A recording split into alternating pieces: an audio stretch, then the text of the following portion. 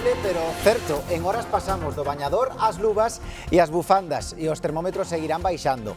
A diferencia térmica entre o venres e mañá roldará os 20 graus, unhas oscilacións que notamos e moito e que afectan a case todo. Hoxe aquí, justamente onte, 28 graus. Pero hoxe ha de ver que ir con manta na cabeza. Mañana llueve, ¿ves? Ahora para agua. Pero mira, no vas a la playa, pero te pones a correr por aquí y ya está todo bien. Hacer gimnasia. Co tren completamente cheo, así foi parte dunha nova mobilización dos veciños de Ferrolterra para exixir un servizo de ferrocarril digno. Unha viaxe reivindicativa entre Ferrol e Betanzos coa que reclaman melloras na comunicación desta comarca. Esta reivindicación vende moi atrás. Nos levamos máis dunha década reclamando aos distintos gobernos de Estado. A falta de inversións, sobre todo na línea Ferrol-Coruña. Pois anticuado, non funciona como é correcto, non hai un horario. Chegou o día, 12 concellos e centros de parroquias galegas actualizan hoxe o seu nome para recuperar a forma orixinal do topónimo. Por exemplo, a Cañiza perde o til e pasa a ser a Caniza.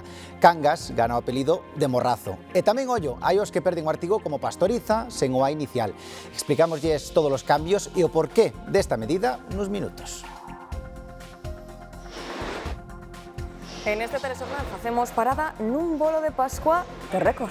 5 metros de longo por 2,5 de ancho. Están a facer en Meis e conta con miles de ovos. Agora mesmo, a piques de entrar no forno. Logo lles contamos máis, que de seguro hai racións para todos, atendan.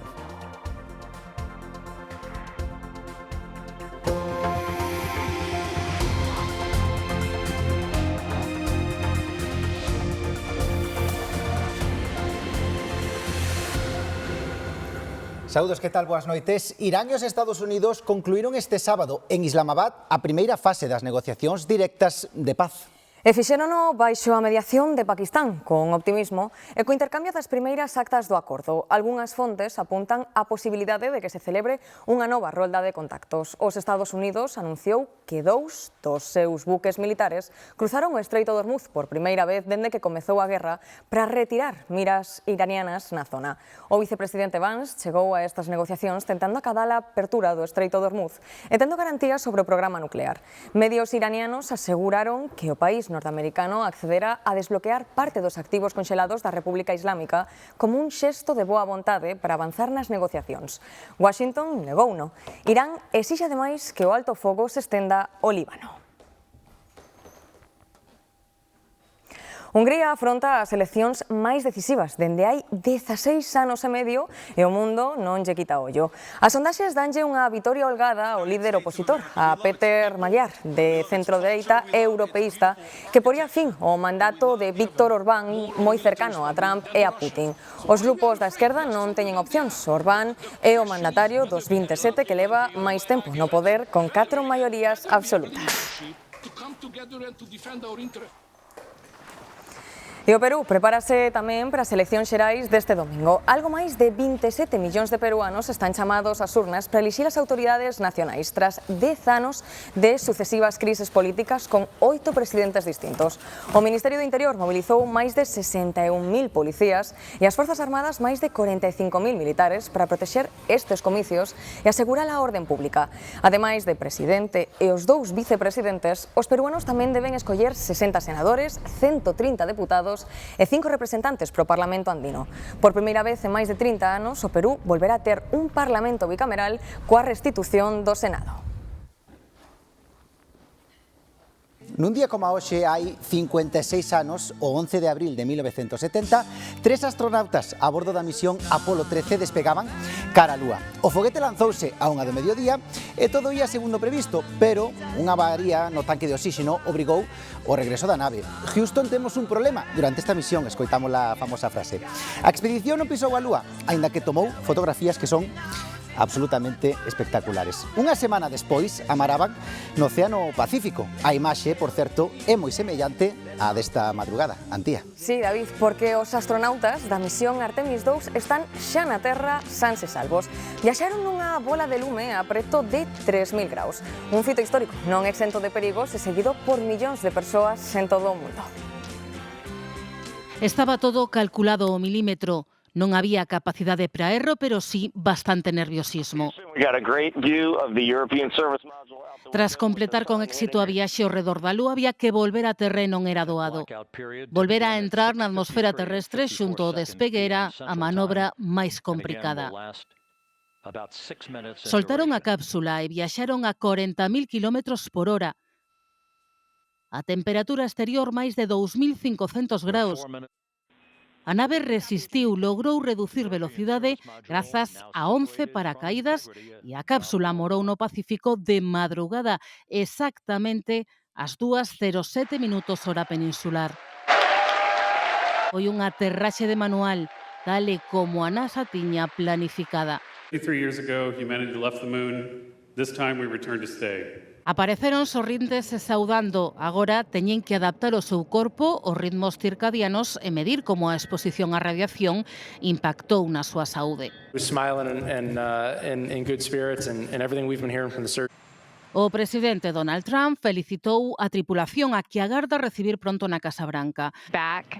Fin a unha misión histórica do primeiro voo tripulado ao redor do noso satélite e seguida por millóns de persoas en todo o mundo. Un paso máis para o seguinte reto, volver pisar a Lúa.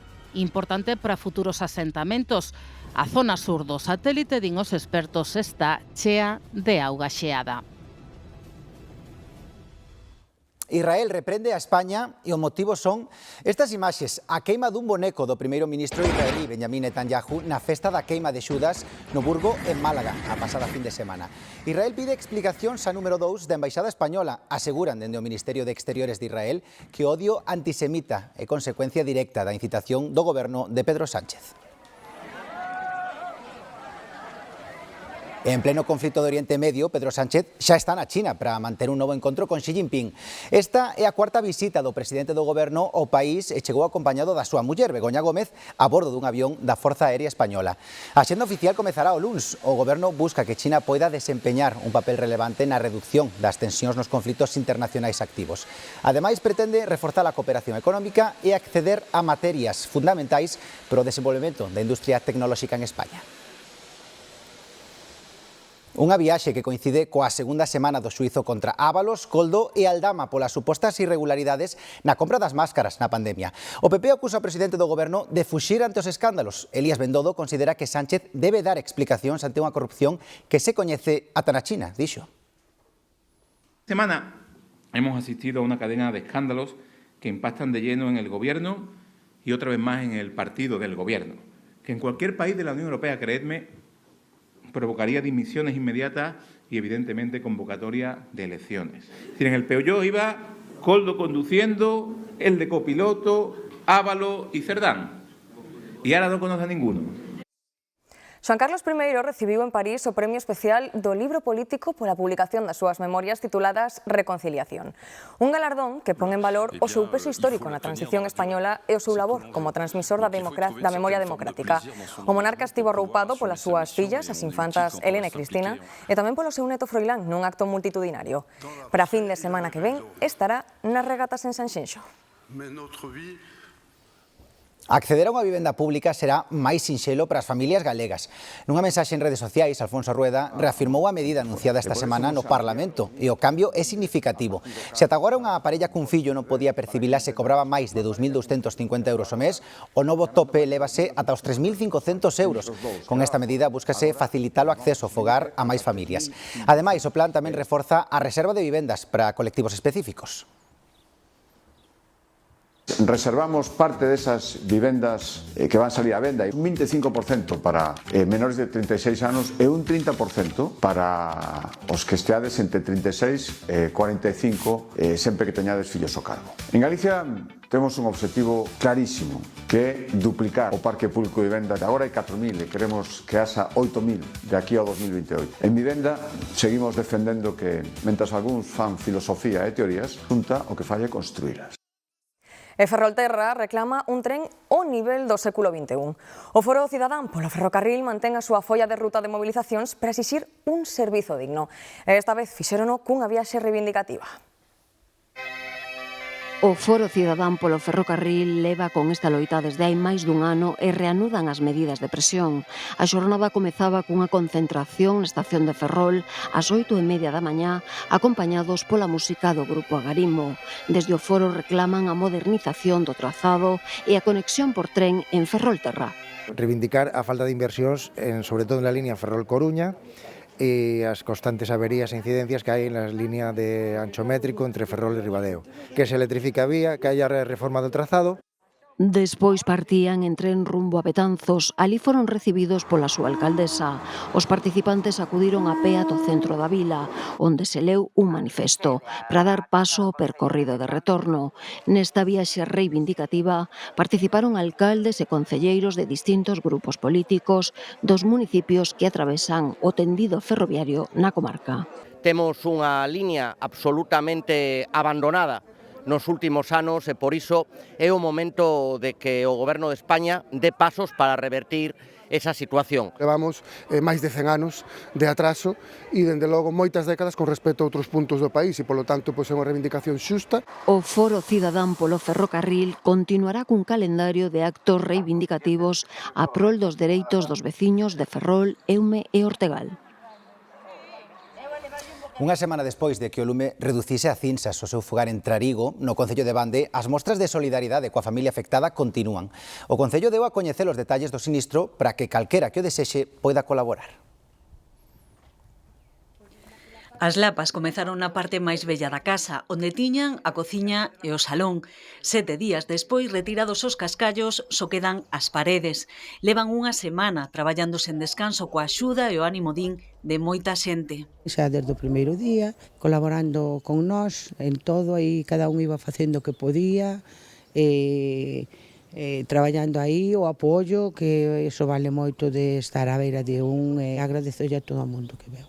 O que non veu, que me apoiou por teléfono tamén, pouquinho a pouco, según se poida ir así subindo, e va diante. Eles resultaron ilesos tamén o anexo onde viven dende o incendio. As lapas levaron o esforzo de moitos anos e boa parte das súas pertenzas, así que agora toca empezar de novo. O Concello decidiu abrir unha conta bancaria para canalizar a axuda que ofreceron e ofrecen moitos veciños. Vemos que o necesario era a aportación económica para poder pois facer a obra que necesitan, non? Entonces, bueno, pois xa digo que máis que un acto de xenerosidade económica, creo que é un acto de humanidade, de unión e de comprensión ca nosa xente, que xa digo que sale da propio pobo, da propia veciñanza. Calquera chega é benvida, que ao ser moitos, pois sempre suma. A conta estará aberta durante mes e medio e pasado ese tempo entregaranlle o recadado á familia afectada. Esta tarde os servizos de emerxencias tiveron que trasladar un home en helicóptero ao complexo hospitalario universitario da Coruña. Estaba traballando nunha leira anexa á estrada comarcal, a O540, na localidade ourensá de Santa Comba de Bande, cando foi alcanzado pola pinza dun tractor que circulaba pola estrada e que realizaba traballos forestais. Ao parecer, o home ia consciente. Sufriu feridas de consideración, sobre todo nas pernas. O tráfico estivo cortado no lugar aproximadamente unha hora. Este coche que están a ver chegou ata aquí despois de caer por un noiro duns 20 metros. Aconteceu esta mañá en Ribadeo. O condutor perdera o control do vehículo. A pesar da aparatosidade do accidente, tanto o condutor como a outra persoa que o acompañaba só tiveron feridas leves. O vehículo quedou nunha parte da ría a que non chegaba a marea. O condutor deu negativo nas probas de alcoholemia.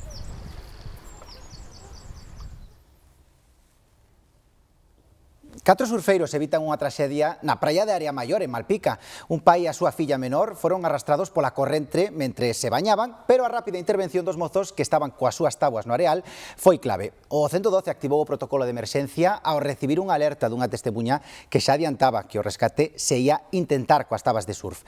E, por sorte, todo quedou nun susto. E agora imos ao exterior porque a policía bateu a tiros un home que acoitelou 3 persoas na estación Grand Central de Nova York. Segundo as autoridades, o agresor levaba un machete e botouse sobre os axentes que lle cominaban a soltar a arma. As declaracións oficiais indican que o home morreu a causa das feridas da policía. Mentres as persoas acoiteladas foron trasladadas a un centro hospitalario e, segundo as primeiras informacións, a súa vida non corre perigo. A policía segue a investigar os feitos, aínda que os indicios non apuntan cara a un atentado terrorista. E atentos a esta historia. Unha muller ferida de gravidade no accidente de Adamuz e ingresada na UCI de Nentón acaba de dar a luz a un bebé que se atopa en bo estado. A muller segue ingresada no Hospital Universitario de Málaga. É a única ferida que segue hospitalizada viaxaba no vagón 7 do Irio que cubría o traxecto Málaga-Madrid o pasado 18 de xaneiro xunto a súa parella e o seu can. A súa historia e a da súa irmá foi das máis seguidas tralo tráxico accidente. Primeiro, polo embarazo da moza e porque a irmá fixo un chamamento para localizar a Boro, o seu can, que fuxiu asustado do lugar. Finalmente atopárono san e salvo. Seguro que xa o notaron que pasamos do verán ao inverno en prácticamente 12 horas. Nestes 4 puntos que van ver agora, a temperatura máxima onte roldou os 30 graus, mesmo o superou, como no caso de Ourense e Monforte. Pois, se hoxe sentiron friaxe, estes graus da pantalla que estamos a ver son os previstos para mañá, un chisco máis baixos cos deste sábado.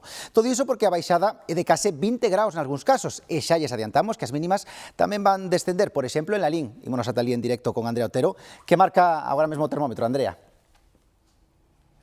Pois aquí na capital do Deza agora estamos a uns 5 ou 6 graus. Aquí en Lalín hoxe as máximas foron de 10, as mínimas de 3 e mañá a situación vai ser moi semellante. Estamos, como vemos, ante un cambio de tempo brusco bastante evidente, sobre todo por ese cambio de temperatura, esa baixada brusca que notamos sobre todo nos concellos do interior e sobre todo tendo en conta estes días de atrás que pareceron prácticamente días de verán con temperaturas que mesmo chegaron a superar os 30 graus de algún punto da nosa comunidade, como ben comentábades. Polo tanto, ese tempo cambiante, cambios moi bruscos que por outra banda son pois os típicos da primavera. Xornada singular no meteorolóxico a que se está a vivir en moitos puntos de Galicia. Un dos máis afectados o litoral, onde hai activada unha alerta laranxa por ondas de ata 6 metros de altura na costa da provincia da Coruña e na Mariña Lucense. Situación que irá máis co paso das horas e que afectará xa a toda a zona costeira galega a partir de mañá. Recoméndase precaución e manterse lonxe das zonas expostas ao mar. Con todo, o que máis está deixando notar é o forte descenso das temperaturas con respecto a días previos. Estes días que disfrutamos de calor, disfrutámonos a tope, entón agora hai que aguantar e soportar un pouquiño este tempo que nos ven. Y hizo más frío otros días. En Asturias es lo mismo. Bastante normal, bastante normal. En Gijón lo tenemos mucho. Ahora o tempo está máis xente. Se no día de onte os ventos procedentes de África deixaban temperaturas que en Ourense e puntos de Lugo superaban os 30 graus, unha borrasca ubicada en Irlanda está a provocar o descenso abrupto dos termómetros ata en 15 graus. Segundo datos de Meteo Galicia, só en Valdeorras e en algunhas zonas de Pontevedra as máximas roldaron os 19 graus, estes serán.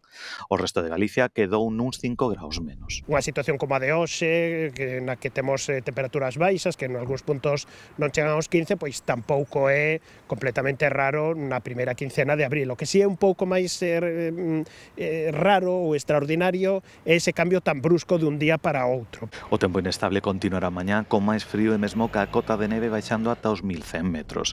Non será un fenómeno único de Galicia. A EMET activou alertas meteorolóxicas noutras 13 comunidades por choiva, vento e neve. O verán aínda queda lonxe. Este sábado o mapa galego estrea cambios, a Cañiza xa se chama oficialmente A Caniza. Perdendo o seu til, mentres que Mondariz Balneario prescinde do guión, por exemplo. E non son os únicos. Campo Lameiro recupera o seu artigo e chamase dende hoxe o Campo Lameiro. E así, ata 12 municipios galegos actualizan a súa denominación para volver á forma orixinal. Alfoz é desde hoxe Alfoz do Castrodouro. Cangas é desde este sábado Cangas de Morrazo. Así que as súas rúas, algo pouco habitual, acolleron un debate lingüístico. Es mejor, a ver si así ya solucionamos el problema definitivamente y sabemos cómo se llama el pueblo donde vivimos. ¿Dónde eres? ¿De Cangas? Cangas do Anís, no, Cangas do Morrazo. Sempre dixemos Cangas do Morrazo, o de non sei onde sale. Eu coñezo xente que traballa na Comisión de Toponimia e saben o que fan. Recurren a documentos históricos, falan ca xente máis bella, etc. De chaval xa, que é Cangas de Morrazo, ou do Morrazo. Diferencia de Cangas de Onís a Cangas de Morrazo, que está ben. Estou totalmente de acordo que o noso idioma é o galego e hai que volver a conservalo e volver a restaurar os erros que se han cometido ao largo da historia. Salvagardar a identidade mantendo e recuperando os nomes históricos dos lugares de Galicia. Con esta filosofía de fondo, o Goberno galego aprobou o novo nomenclátor de Galicia 2026. Nel desaparece a Cañiza e nace a Caniza. Pareceme ben porque además si se dice que, bueno, si somos galegos, pois por que non poñerlle ese nome en galego? No, está ben, porque si está en gallego, non? Encólleme moi mal, porque eu estou acostumbrado a decir a la Cañiza, non a Caniza. Cerdedo, Cotobade, Mondariz Balneario e Oza Cesuras agora escríbense sen guión. A Ribeira de Piquín, o Campo Lameiro, o Castro de Caldelas, o Porto do Son, o Ríos, todos van precedidos oficialmente do artigo. A Pastoriza retírao e xa é Pastoriza, sen máis. E se son vostedes amantes dos coches clásicos, saiban que teñen esta fin de semana unha cita en Expo Ourense. Laura Álvarez. Hai 60 expositores especializados en máis de 150 vehículos clásicos, é dicir, coches e motos con polo menos 30 anos de antigüidade. Na mostra podemos visitar ademais exposicións dedicadas a Mercedes e Alpine ou ver de preto como eran hai décadas os vehículos que utilizaba a Policía ou a Garda Civil. Comezamos o percorrido achegándonos ás décadas dos 60 e os 70. Se ten idade suficiente, seguro que estes coches aínda lle resultan familiares. Pues un Land Rover, que es icónico dentro de las unidades de servicio rural, igual que los Renault 4, ¿no? Porque eran vehículos muy versátiles a la hora de poderse mover por caminos, por pistas, ¿no? Por lo que es la España rural. Eran punteros en su época todos ellos, ¿no? E non tiña menos son este Cadillac. Mide case 6 metros de longo e do 1959 e non puido ter mellor patrocinador. A min gustan os coches americanos e, bueno, estes modelos, o roxo é moi icónico porque era o Cadillac de Elvis. Chaman a atención tamén esta ducia de Alpines, un deles foi no seu día propiedade de Sara Montiel. Era un coche único, era un coche deportivo, era un coche que era caro, era un coche distinto. A mostra serve tamén para celebrar o medio século de vida deste modelo de Mercedes. Vendeuse tanto en Ourense a finais dos anos 70 que o concesionario da cidade ocupaba os primeiros postos en ventas a nivel estatal. Incluso 50 años después, tú si vas rodando o vas paseando por la calle, donde más 123 ves por las calles circulando, pero de gente que su coche aún hoy en día es aquí. Pero que sería dos coleccionistas en repostos para os seus coches? A familia de Rosa abriu a súa tenda especializada en clásicos aló polo 1960. Le enseñas al cliente a recrear pues viejas experiencias, recuerdos de antaño. Muchas veces cuando entran en nuestra tienda dicen que huele al coche de su padre. Es una cosa muy bonita de ayudar a la gente a hacer, pues recomponer otra vez el coche de su infancia o de su juventud. Unha historia sobre rodas pola que semella non pasar o tempo. Máis de 6.000 ovos de casa e o esforzo de 20 persoas para levantar unha peza única. En Paradela, en Meis, xa está mansa obra para elaborar o seu famoso bolo xigante de Pascua. Un doce que ostenta o récord Guinness dende hai máis de 20 anos. Ímonos en directo con Demetrio Morenza porque vemos que estás moi ben acompañado e que ademais o ritmo debe ser frenético, non, Demetrio, para telo todo listo para mañá? Sí, o ritmo é frenético, todo empezou con este rosco de Pascua que se fai únicamente aquí en Paradela, nesta parroquia do Concello de Meis. Isto deu pé a isto que están vendo vostedes agora, neste preciso instante, están levando a cabo un dos actos máis delicados de elaboración de todo este bolo de Paradela. 6.000 ovos caseiros para elaborar este bolo único en todo o mundo. De feito, ten o récord Guinness. Bueno, pois, para poder elaboralo, meten primeiro a mitade deste bolo no forno e agora sácano para poder, a partir deste instante, xirar ese carro feito a medida para poder elaboralo e poder sacalo do forno e logo meter a outra mitade. Un traballo minucioso que consiguen facer solo aquí, en Paradela, un bolo único, este de Pascua, para celebrar as súas festas patronais de San Gregorio. Por certo, para os interesados, mañá poderá desgustarse no campo da festa a partir da 1. Fumega na panadería Paradela porque hoxe é tarde de amasado e forno pro bolo de Pascua de San Gregorio, cos seus 6.000 ovos a cocer en riba. Son moitas mans a traballar na comisión e despois de 34 anos facendo a festa xa lle teñen o xeito collido. En veces hai que xuntar unha boa cantidad de ovos, hai que juntar os 100.000 ovos que gracias aos veciños e ás mulleres que nos veñen por aí a recollelos, outros que veñen donar á panadería, pois bueno, logramos de conseguir esa cantidad para depois poder chegar aquí á panadería e poder elaborar este bolo. A tradición comezou nos bolos que madriñas e padriños lles encargaban aos afillados. Daquela cada quen puñelle os ovos que podía, pero a cousa foi aumentando. De 2 huevos, de un huevo, de 6 hasta de 50 huevos. Te cuento. E nos, a partir de aí, foi onde empezamos con esta historia. A decir, máis grande, hasta onde chegamos. Hasta chegamos hasta aquí. O bolo agora mide 5 metros de longo por 2,5 de ancho, xusto para que caiba no forno. Unha vez listo, farán falta 20 persoas para leválo mañá ao campo da festa e repartilo entre os comensais. Vai inteiro no forno, sí. É que moitos dicen, pero que facedes en cacho? Non, isto é inteiro nunha peza. O que pasa é que temos que cocelo en 2 tandas. Metes a primeira parte, dámoslle volta e as 2 horas e media aproximadamente, según a temperatura do forno, hai que sacala, volver a cocer ou a parte que queda sin cocer. A comisión calcula que dará para unhas 1.000 racións que con humildade competirán coas lambetadas de chocolate que moitos xa recibiron o domingo de Pascua. Tomamos boa nota. A parroquia de Niño da Águia, en Xunqueira de Espadanedo, sacou á rúa hoxe unha mostra da súa olaría tradicional para levala logo os antigos fornos oleiros. O obxectivo é pôr en valor unhas pezas que durante anos contiveron a comida e a bebida dos veciños e que hoxe dan fe da súa riqueza patrimonial. En Niño da Águia volveron render homenaxe á súa olería tradicional. Foron moitos os que se vestiron de época para recrear o traballo que durante anos foi o principal sustento económico da parroquia. Eiquibe era un pueblo que se viviu naquiles tempos, na miña casa non houve cacharreiros, porque de olle por a carpintería e eran todos carpinteiros. E facían cacharros e ganaban a vida. Pero era un pueblo que tiña sempre un duro no bolsillo. Niño da Águia é terra de barro e terra de tradición oleira. Entonces nada, para nós é un privilexio poder demostrar o que é o noso. Bueno, intentamos axudar un poquinho a aldea a recuperar a tradición e intentamos vir sempre que nos é posible a esta festa.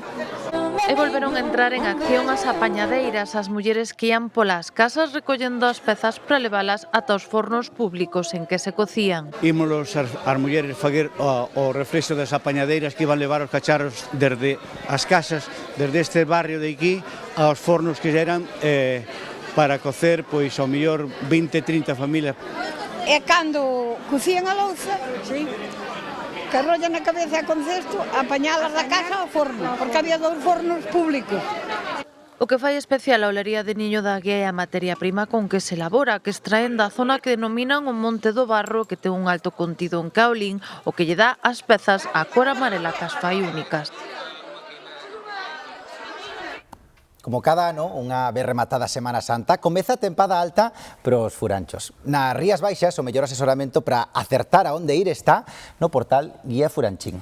Esa é a Biblia gastronómica e enolóxica para os amantes dos furanchos. E nós estivemos cos seus creadores, como non, nun furancho. Raquel Gandoi.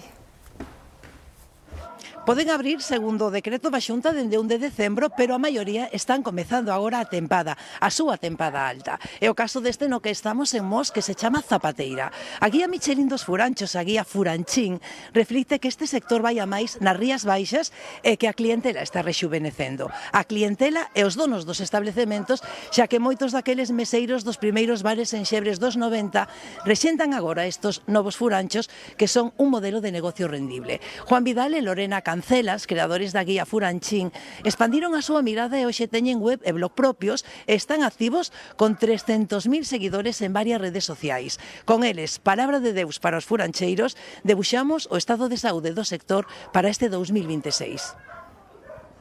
Hai moitísima xente de fora, xente de Madrid, xente de Barcelona, e ao final este traballo se recompensa un pouco con eso, cos seguidores e tamén podendo manter unha tradición viva que a nosa, que é o furancho. Debería depender da calidade do viño, e depende, por exemplo, este ano estamos nun ano de moi boa colleita, de moi bo viño, pero a temperatura, o clima que fai, notase moitísimo nos furanchos.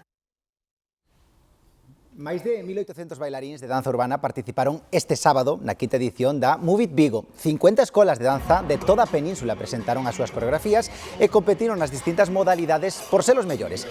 Un ano máis, as entradas esgotáronse para poder ver sobre os escenarios estas exhibicións que fixeron grupos de ata 40 bailaríns e tamén dúos, tríos e solistas. 5 pantallas LED emitiron en directo as competicións e, como en edicións anteriores, deuselle un pulo ao talento emerxente con axudas aos bailaríns máis destacados.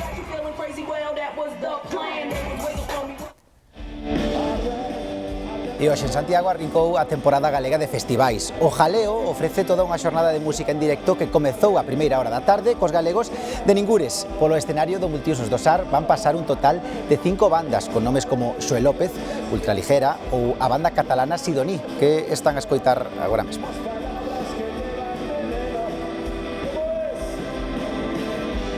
Ben, ata aquí este telexornal. Moitas grazas por acompañarnos. Moitas grazas por estaren aí.